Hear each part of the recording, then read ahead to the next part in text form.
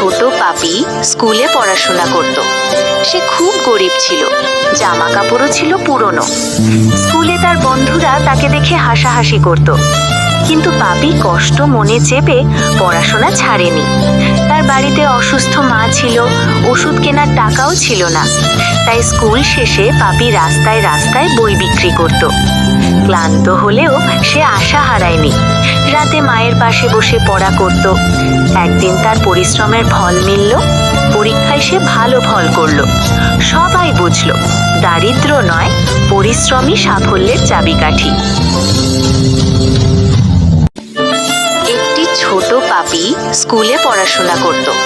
সে খুব গরিব ছিল, জামা কাপড়ও ছিল পুরনো। স্কুলে তার বন্ধুরা তাকে দেখে হাসাহাসি করত, কিন্তু পাপি কষ্ট মনে চেপে পড়াশোনা ছাড়েনি।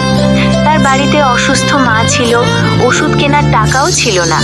তাই স্কুল শেষে পাপি রাস্তায় রাস্তায় বই বিক্রি করত। ক্লান্ত হলেও সে আশা হারায়নি। রাতে মায়ের পাশে বসে পড়া করত।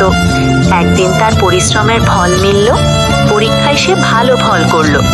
সবাই বুঝলো দারিদ্র্য নয়, পরিশ্রমই সাফল্যের চাবিকাঠি।